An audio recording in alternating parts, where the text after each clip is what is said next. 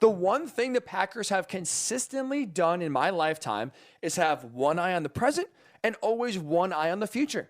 They never go all in.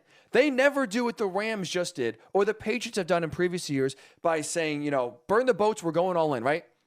You know that phrase, burn the boats? Basically saying there's no going back. We're all in on conquering whatever we're here to conquer. There's no going home. There's no retreating. We're either going to get it done or die.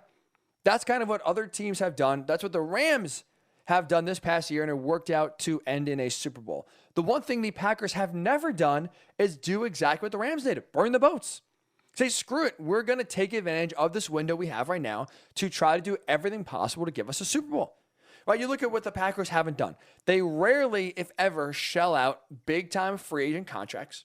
They never really trade draft capital, I should say, for players. Right? They never trade first-round picks for a corner or trade first-round picks for a quarterback or a receiver or an edge rusher. Their goal is to stay competitive every single year. So you don't get stuck with bad contracts. You don't get stuck without, draft capital and little ways to improve your roster and have no cap flexibility.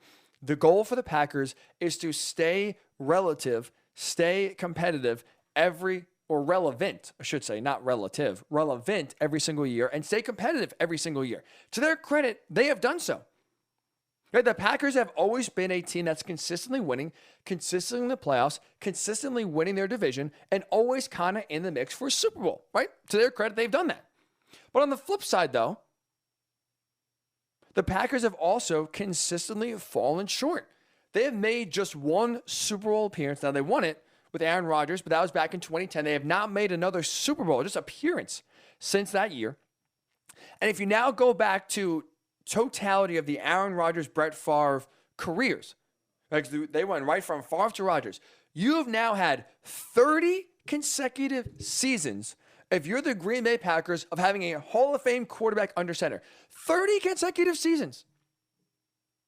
And what do they have to show for it? Just 2 Lombardi trophies. Just 3 Super Bowl appearances overall. In 30 years with a Hall of Fame quarterback under center for the Packers.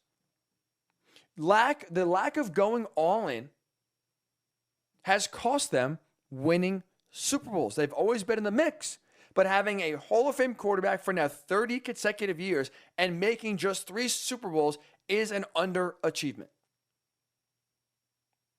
So that lack of going all in, the fear of having a down year, the fear of having to go through what the Patriots went through in 2020, which was when they went all in 2016 and 2017 and 2018 to win Super Bowls. 2020 was a year where Tom Brady left.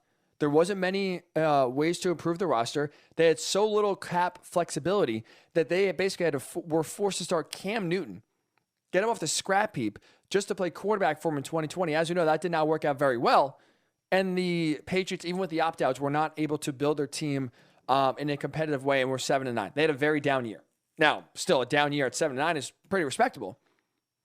But the Patriots had an off year, and Bill Belichick accounted that for him. He said, look, we went all in. We had some bad contracts. We had some guys that, we paid that were older. We went all in on that little 2016 to 2019 push. They made 3 Super Bowls. They won 2. It's a success, but you got to pay the piper eventually, right? Anytime you go all in, there's a price to pay down the road. It's harder to build your team to be a consistent winner in 5 or 10 years when you kind of burn all your first-round picks, when you give older players big-time free agent contracts, and you make it harder to build your team to be sustainably winning. But if you win a Super Bowl or 2, it's worth it. The Packers don't want that downslide, and if you bring Aaron Rodgers back, you are going all in and doing the one thing the Packers have refused to do. Because asking for $50 million a season is already putting a massive strain on the salary cap. The Packers have the second worst cap space situation in all the NFL. Over the weekend, they got their cap space. They have all week have been renegotiating contracts, restructuring contracts, trying to open up cap space. But there's still $37 million over the cap, and that's not including a new Aaron Rodgers contract. So they already need to jump through a ton of hoops just to be cap compliant for 2022,